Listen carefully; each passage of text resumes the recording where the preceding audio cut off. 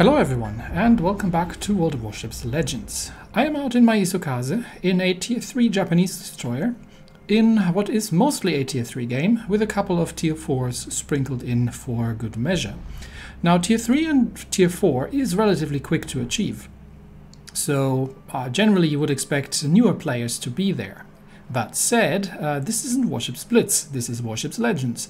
And like I said in my comparison between the two, coming from Blitz I actually found that games in Legends, even at lower tiers, tend to be sufficiently harder. So keep an eye out on the kind of shenanigans that I'm going to get myself up to, and the kind of tricks that need to be pulled, and the kind of plays that the players on the enemy team and the players on the friendly team are pulling off. And again, we are talking about a tier here that you can reach after, a couple of days worth of playing. So generally not something you would expect. Anyway, I'll drop some torpedoes into that general direction there, while heading towards A Cup, which is the capture circle to contest. I'm doing this on the off chance that one of the enemy destroyers is rushing through the middle.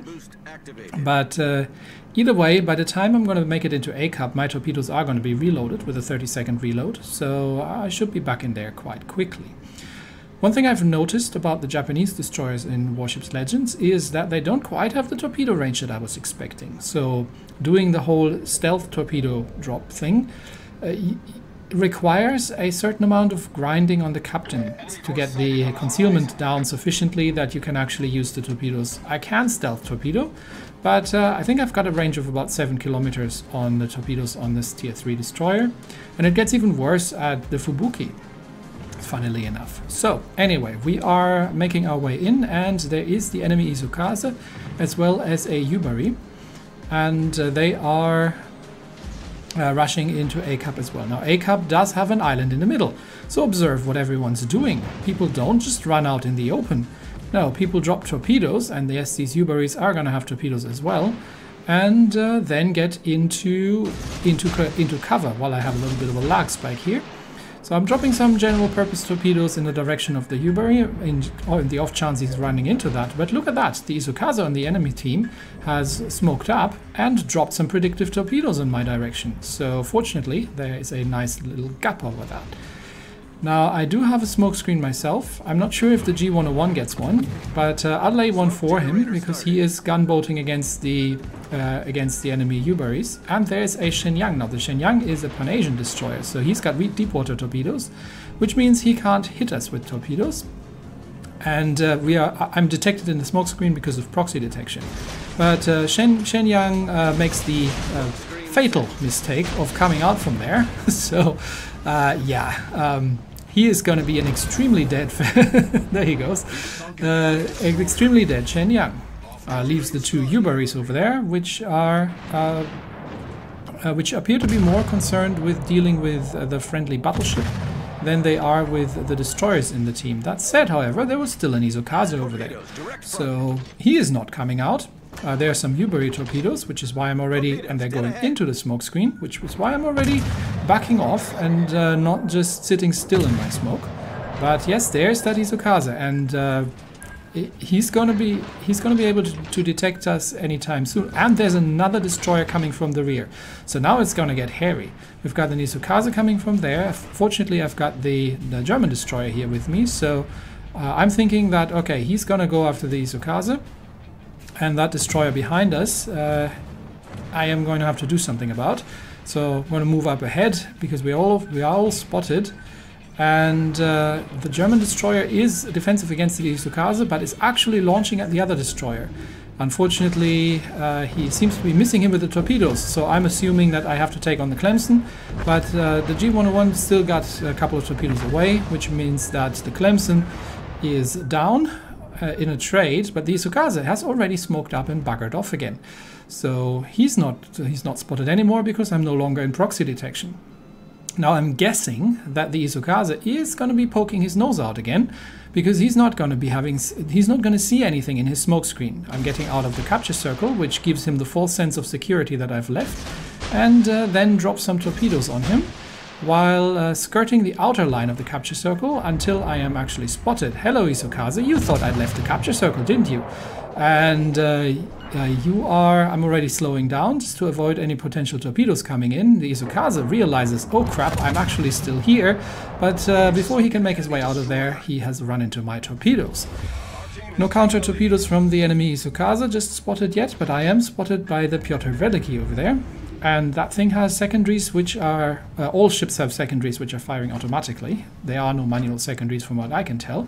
So I do need to get my concealment back down again and get undetected. There we go. I am now no longer detected, which means I can start dropping some torpedoes at the Pyotr Veliki.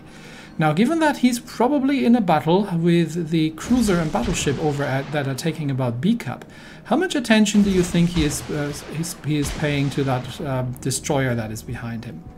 Now, I got myself spotted again, unfortunately, because I got a little bit too close. Like I said, not much of a range, but the Pyotr Veliki is already reversed and beached himself on the island to avoid the incoming torpedoes, which is utterly infuriating. This is not something that I generally expect from Tier 3 or Tier 4 players to be able to do. Oh well then, I'm still in a good spot. We are ahead by 2 kills. We're leading. We've got double the points. And I am about to take A Cup, and my team is also taking B Cup. So in a minute we'll be controlling all 3 capture circles. And Pyotr Veliki, in case he has beached there, I am dropping some more torpedoes, just in case he's stuck on the side, and see if I can get some torpedoes into that thing. And then I'll be going around the other side of the island. Do note that I'm completely unspotted at this point. And yes, the Pyotr Veliki actually disengages behind the island, so he knew these torpedoes were on the way while he is being shot at. Now he is still coming under fire from 2 directions, but let's see if we can sneak around the other side of the island and manage to get some sneaky torpedoes into that Russian battleship. We're still capping B, because I think the cruiser on our side that was having most of the capture points has left, so it's up to the battleship to take it. I wouldn't say it's won yet, because there's one battleship over there in the western end that is going on by the looks of it, a collision course with the enemy battleship, so that can go either way. There's still a cruiser up there, and that Pyotr Veliki still has got most of his health. So I'm going to try and do something about it. Now, the last time he's seen me was like 2 minutes ago. So I'm sneaking up behind the island where he is reversing, hopefully coming under fire from the friendly cruiser and destroyer and battleship. And I'm dropping my torpedoes here and then just popping my smoke screen. But of course, I'm a little too fast for that. But even before I had dropped my smoke screen, without even seeing me, without even having his guns pointed at me, the Pyotr Veliki has evaded my torpedoes again. This is a play that at Warships Blitz I would have expected maybe at Tier 10. And even there you don't often get to see that sort of thing. Very unusual, and this is what I was trying to say with this is a very different experience here in Legends, that the players seem to know what they're doing. Now the Pyotr Veliki is going down. He doesn't have a chance there because he's sitting broadside onto the enemy battleship on account of being behind the island. And I'm just waiting in my smoke screen to see if he's backing off again, maybe to go defensive against the enemy battleship, but it looks like he isn't.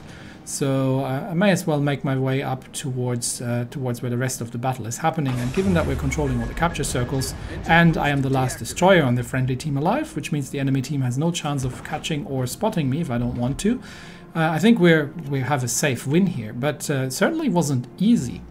We've got an Omaha there still, and just so 2 of our ships go down. But fortunately, the Nevada has taken out the Pyotr Veliki. And we still have a good points lead, but I did manage to get myself spotted by the Omaha. Well, if I'm spotted already, Japanese destroyer or not, I may as well open up on it. I do have a battleship behind me, and I'm hoping that that battleship can sink the Omaha before he starts opening up on me. Quite unfortunately, but yes, the Congo takes him out. Well done, Congo. Thank you. And that just leaves the enemy battleship up there in the north. So I'm on my head over there, and it's a Wyoming, and then we can clean that up. But yeah, this wasn't easy, and I've I would say I've lost a fair amount of games in this tier. It's by no means guaranteed that you can easily carry your team here. And even as a battleship, I do have to be very, very careful that he is not, and that I don't get hit by it, because I don't have a heal and I don't have an awful lot of hit points. But I do want to get a little closer and sink some torpedoes into that, because at this point I am really, I'm really wary of the skills of enemy battleship players at lower tiers here. So there's none of the simple battleship sailing, constant course and speed, and you can just stealth torpedo them at will kind of thing.